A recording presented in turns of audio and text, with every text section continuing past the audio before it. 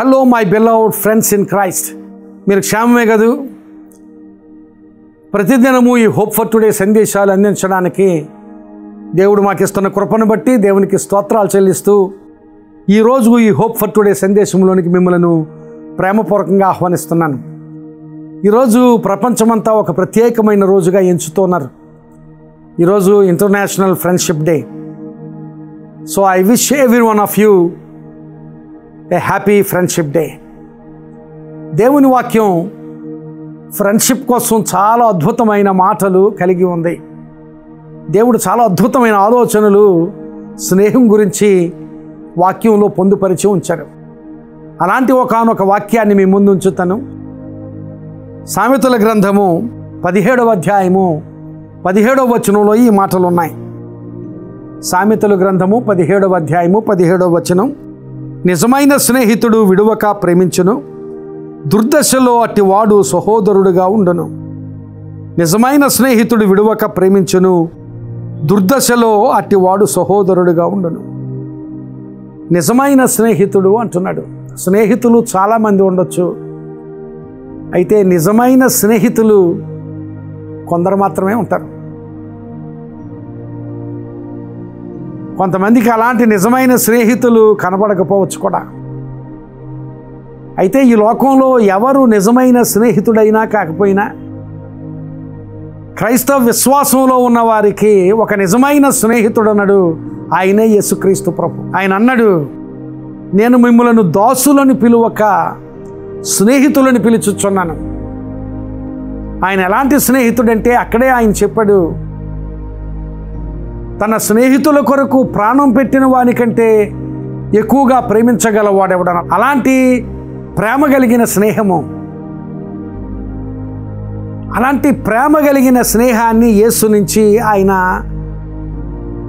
చూపిస్తున్నాడు. నేను మిమ్మల్ని స్నేహితులను పిలుచుచున్నాను. అలాంటి నిజమైన స్నేహితుని గురించిన మాట ఇక్కడ మనం చదువుకున్నాం.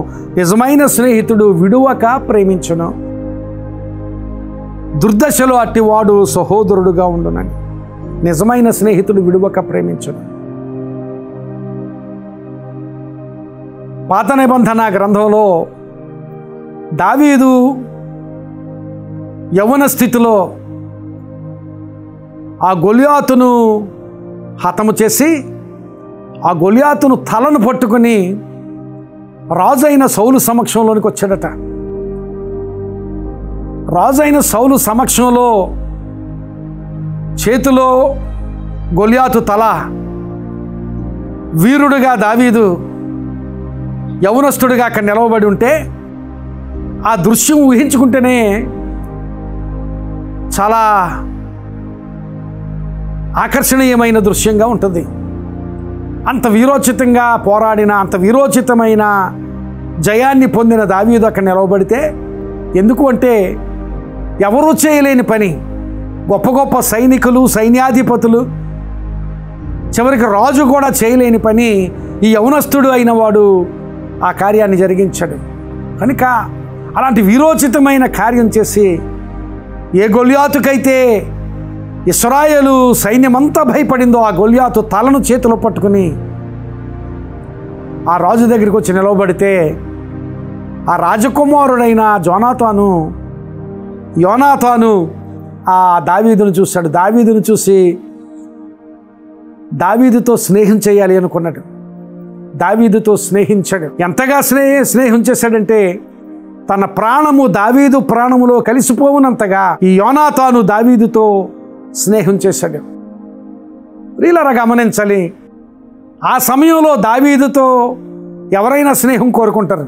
ఎందుకంటే వీరోచితమైన పోరాటం పోరాడి ఎవరో చేయలేని వీరోచితమైన కార్యం చేసి విజయోత్సాహంతో అక్కడ రాజు సముఖంలో నిలవబడినప్పుడు దావీదు అంటే ఎవరైనా ఇష్టపడతారు. దావీదు పట్ల ఎవరికైనా ఇష్టం కలుగుతుంది. యోనాతానుకి ఇష్టం కలిగింది.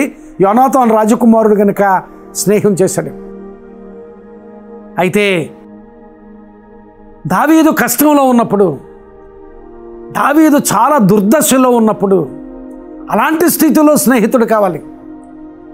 చాలా వీరోచితమైన జయం పొందుకున్నప్పుడు ప్రతివాడు స్నేహితుడు అవుతాడు. కానీ ఆ దుర్దశలో ఉన్నప్పుడు దావీదు సౌలు చంపేస్తాడేమో అనే భయంతో పారిపోతూ ఉన్నప్పుడు, సౌలుకు భయపడి పారిపోతూ ఉన్నప్పుడు, ఆ సౌలు కుమారుడుగా ఉన్న రాజకుమారుడైన యోనాతాను దావీదు దగ్గరికి వచ్చి దావీదును బలపరిచాడు. దేవునిని బట్టి దావీదును యోనాతాను బలపరిచను అని దేవుని వాక్యంలో రాయబడింది. అది నిజమైన స్నేహం.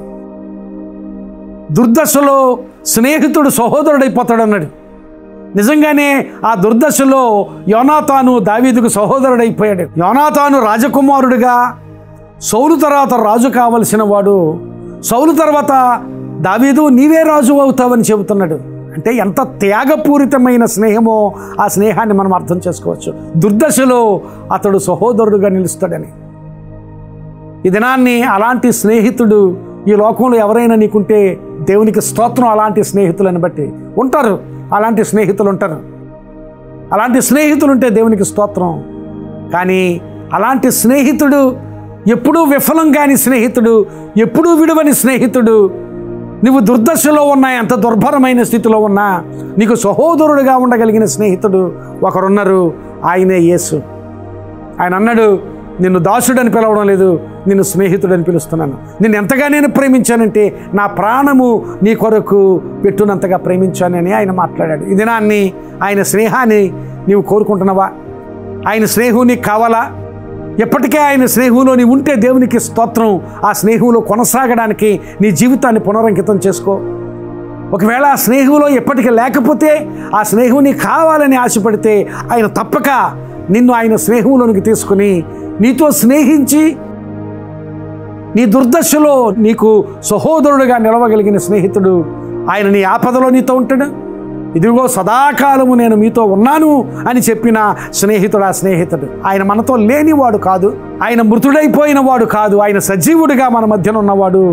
ఇదిగో సదాకాలము నేను మీతో కూడా ఉన్నాను అని చెప్పిన ఆ స్నేహితుడి స్నేహం నీకు కావాలంటే నీ జీవితాన్ని ఆయనకు అప్పగించు. ప్రభువా, ఆ స్నేహం నాకు కావాలి, ఆ స్నేహంలో నేను బ్రతకాలనుకుంటున్నాను.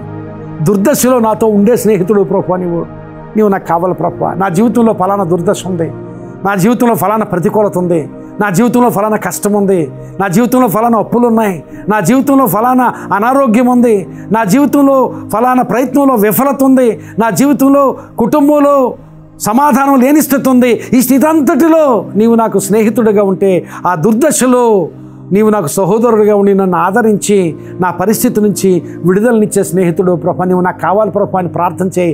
తప్పక ఆయన నిన్ను స్నేహితురాలుగా చేసుకుని నీతో సదాకాలం ఉండువాడుగా, దుర్దశలో నీతో నిలిచేవాడుగా, ఒక సహోదరుడిగా ఉంటాడు. అలాంటి స్నేహంలో నీవు నిలవగలిగేటట్లుగా ఆయనకు నీ జీవితాన్ని అప్పగించు. ఆయన నిన్ను స్నేహితుడిగా నీ జీవితంలోనికి ఆహ్వానించు. అలాంటి స్నేహంలో నువ్వు నిలిచి ఆయన ఆశీర్వాదం నీవు పొందుదవుగాక. ఆమేన్. ప్రార్థన చేసుకుందాం. ప్రియుడైన మా తండ్రి, కృపగల మా దేవా, ఈ మాటలు మాకు వినిపింపచేశారు, మీకు స్తోత్రాలు. నిజమే ప్రభువా, నీ కుమారుడైన యేసు మాకు స్నేహితుడిగా, ఆ స్నేహ స్థితిలో మేము పొందుకునే ఆశీర్వాదం గురించి మీరు మాతో మాట్లాడారు. ఈ మాటలు విన్న వారందరూ యేసుతో స్నేహితులుగా ఉండగలిగేటట్లుగా నీ కృప వారికి దయచేయమని ప్రార్థన చేస్తూ, అలాంటి స్నేహంలో ఉంటే ఆ స్నేహంలో కొనసాగే స్థితి, ఎప్పటికీ ఆ స్నేహంలో లేకపోతే ఆ స్నేహంలో ఉండగలిగే స్థితి, ఆ స్నేహాన్ని పొందుకోగలిగే స్థితి ఈ మాటలు విన్న వారికి దయచేయమని, అట్టి ఆశీర్వాద స్థితిలో వారిని ఉంచుమని ప్రార్థన చేస్తూ, అట్టి ఆశీర్వాదం వారి జీవితాల్లో కలుగు చేయమని, వారి ప్రయత్నాల్లో, వారి అవసరతల్లో, వారి సమస్యల్లో మీ సహాయం దయచేయమని ప్రార్థన చేస్తూ యేసు నామమున అడుగుచున్నాను తండ్రి. ఆమేన్. God bless you friends. May this message be a blessing to you. ఈ సందేశం నీకు ఆశీర్వాదకరంగా ఉంటే మీకు తెలిసిన వారికి ఈ వీడియోను పంపించండి. వాళ్ళు ఆశీర్వదించబడితే దేవుడు మిమ్మల్ని కూడా ఆశీర్వదిస్తాడు. God bless you.